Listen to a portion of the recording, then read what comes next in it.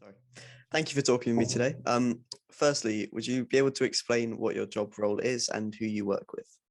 Yeah, hiya Huw. I'm Susanne Rollinson and I'm a learning disability nurse, and I work for the GHC NHS Trust in CAMHS, and CAMHS is the Children and Adolescent Mental Health Service, and we're a separate little team within that, looking after the children with learning disabilities. So we work with the children who attend one of the 7 Gloucestershire special schools. And my role and our team's role is to work with the children and their families and their schools. Many of the referrals are for helping the children understand and manage their emotions.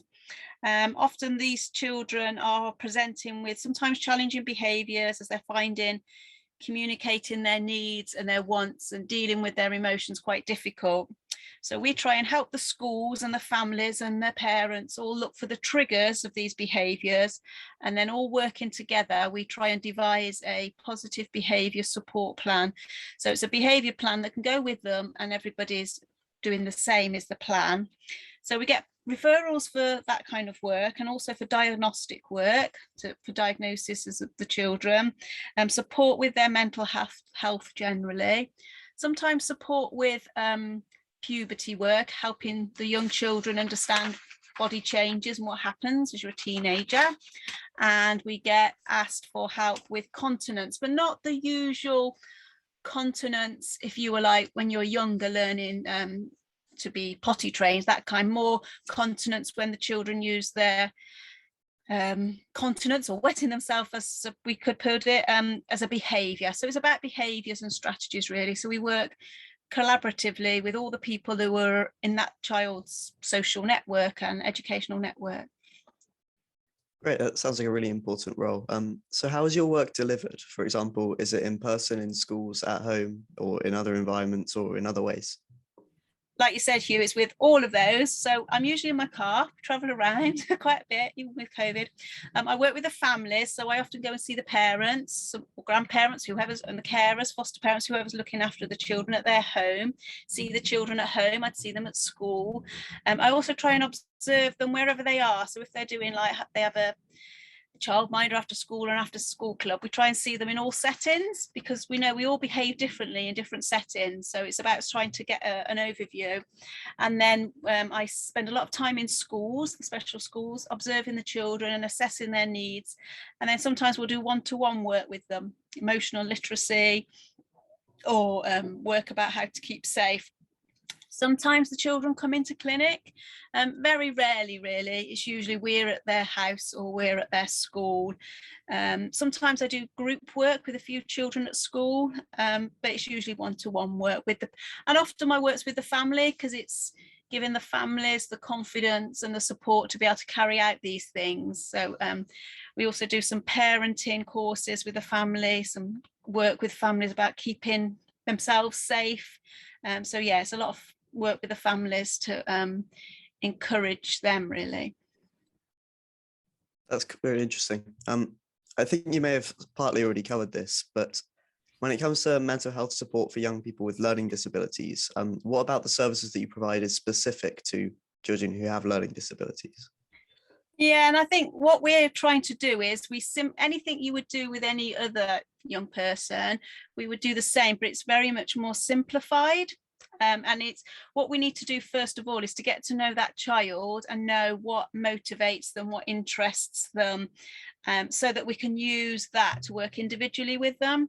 So we don't really have a package that if they need help with understanding their emotions, we don't just get the pack out and do it. It's not always that simple. It's about individual, so you'd know what interests the child and what motivates them, and put something together individual really. Yeah, so it's more simplified and individual for that one person. Sometimes we can share resources and ideas, but often it's about knowing that child and knowing what makes them understand the world. Okay, so what are the most common mental health and wellbeing issues that young people raise with you? It would usually be because a lot of the children we're working with are have limited comprehension, limited communication. So it would be often about understanding their emotions to start with, feeling happy, sad or angry. And even if they can't express that, as being able to teach them first of all, what those emotions might look like, what they might feel like in your body, and then how to manage them. We also do some bereavement work.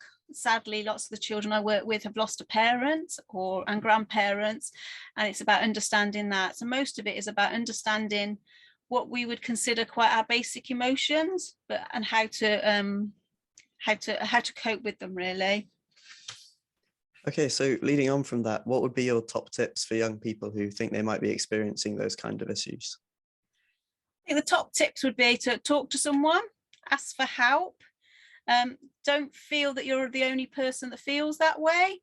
And remember that, you know, life as a young person and teenager is difficult for all of us and has been, but it's about asking for help and making people realize that there are people who want to help you, and there are people that will listen, really. So I think it's ask for help and talk. That's really good advice. Finally, what would you advise people to understand and remember when treating young people and children with learning disabilities? I think to remember first, before all these other labels of having a mental health condition or having a learning disability, remember they're a child first.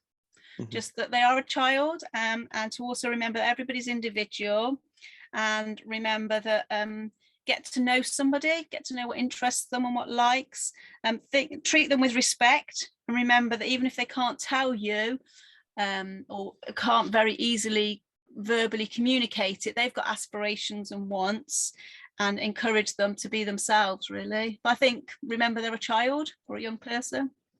Thanks. That's a really interesting outlook and some really useful advice.